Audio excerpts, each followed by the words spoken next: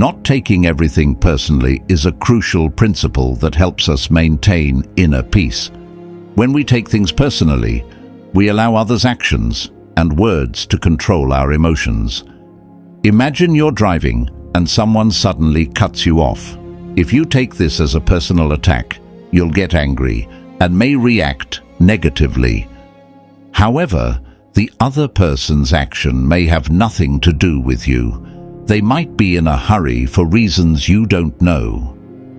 Jesus, a model of compassion and forgiveness, taught, "Forgive them, for they do not know what they are doing." He encouraged us to understand that others' actions often stem from ignorance or their own circumstances, not as a personal attack.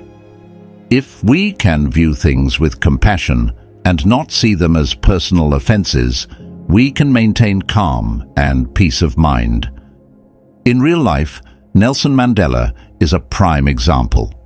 He was imprisoned for 27 years, but chose the path of reconciliation and forgiveness instead of taking the injustice he endured personally and harboring hatred. Mandela once said, "Forgiveness liberates the soul, it removes fear. That is why it is such a powerful weapon." By not taking things personally, Mandela led South Africa toward a better future. How can we practice this principle in our daily lives? Ask yourself, are others' actions really aimed at you, or are they simply the result of their own circumstances? We can choose to respond with compassion and understanding rather than letting emotions take over. Stoic philosophy teaches us that by not taking everything personally, we can maintain inner peace and live a life of freedom and happiness.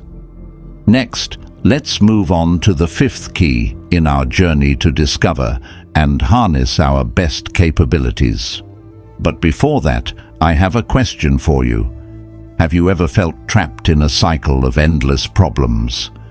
This question invites us to discuss the fifth key: avoid focusing on problems. Number 5. Avoid dwelling on problems. Focusing on problems often leads to anxiety, stress, and a sense of helplessness. Instead of getting lost in obstacles, Stoics encourage us to focus on solutions. Imagine facing a difficult situation at work. If you only dwell on the problem, you may feel stuck. But if you focus on finding solutions, you'll discover new paths and opportunities to improve the situation. Jesus also taught about not worrying about tomorrow and instead focusing on what we can do today. He said, "Therefore do not worry about tomorrow, for tomorrow will worry about itself. Each day has enough trouble of its own." This reminds us that excessive worrying about problems only adds to our burdens. Instead, we should focus on the actions we can take to improve the present. In modern life, successful leaders are often those who know how to shift their focus from problems to solutions. A prime example is Elon Musk, the founder of SpaceX and Tesla. When faced with the major challenge of developing reusable rocket technology, Musk didn't let the difficulties discourage him. Instead of focusing on initial failures, he directed his attention toward finding solutions. This process required extensive research, continuous testing, and constant improvement.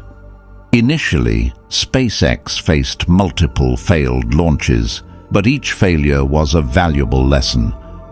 Musk and his team not only learned from these mistakes, but also used the knowledge gained to enhance the technology.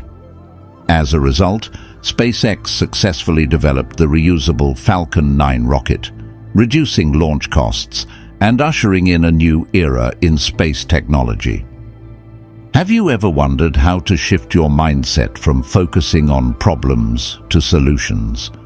Start by asking yourself, what can I do to improve this situation?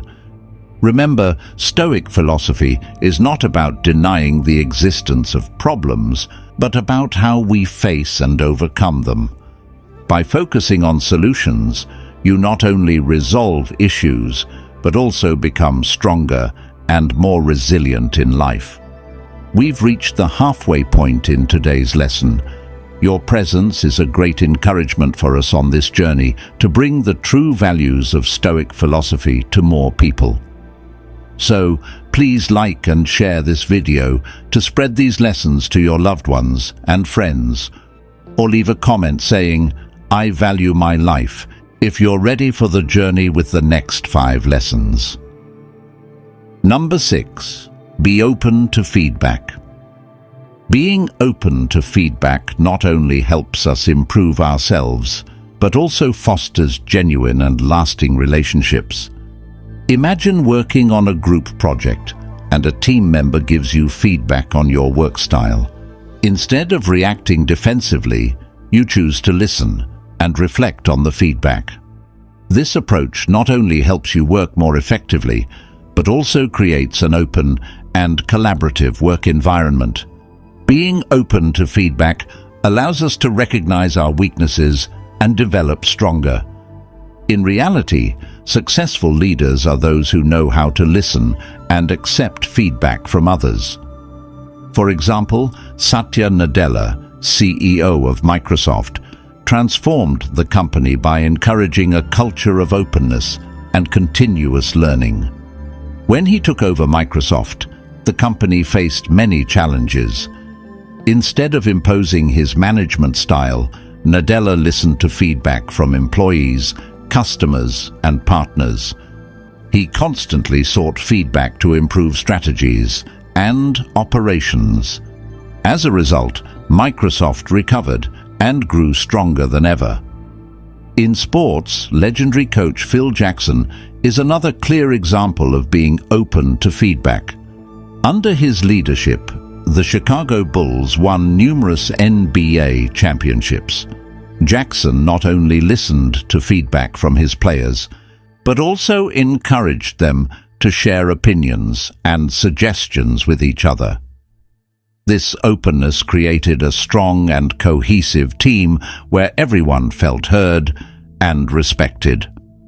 Have you ever wondered how to become more open to feedback? Start by asking, what can this feedback help me improve? And what can I learn from this opinion? Remember, Stoic philosophy teaches us that being open to feedback is not a sign of weakness, but a manifestation of maturity and wisdom. When we listen and learn from feedback, we not only improve ourselves, but also build a more meaningful and sustainable life. By being open to feedback, you'll find yourself becoming stronger and more resilient in all of life's challenges. Looking back at everyday life, there are countless situations where we can practice being open to feedback. From taking advice from colleagues and friends to listening to suggestions from family members. Remember, each piece of feedback is an opportunity for us to learn and grow. Being open to feedback not only helps us perfect ourselves, but also builds a respectful and cooperative society. In today's fast-paced and constantly changing world, the ability to listen and adapt to feedback becomes an invaluable and essential skill. Start today, listen more, open your heart more, and you'll find your life becoming richer and more meaningful than ever. Number 7. Control emotional decision-making. Have you ever regretted making a decision in the heat of the moment? Stoic philosophy emphasizes the importance of controlling emotions and making decisions rationally. Seneca, one of the famous Stoic philosophers, advised us to be mindful and deliberate before taking action, rather than letting emotions dictate our decisions. Emotions, whether positive or negative, can cloud our judgment. When we let emotions lead, we are more likely to make impulsive decisions, that can have undesirable consequences. Imagine being angry and deciding to send a heated email to a colleague. After calming down, you might realize that the words in that email not only hurt the recipient, but also damaged your professional relationship. Jesus also taught about controlling emotions. He said, "Love your enemies and pray for those who persecute you." This teaching is not only about compassion, but also about controlling anger and acting with kindness and reason. In reality, controlling emotions during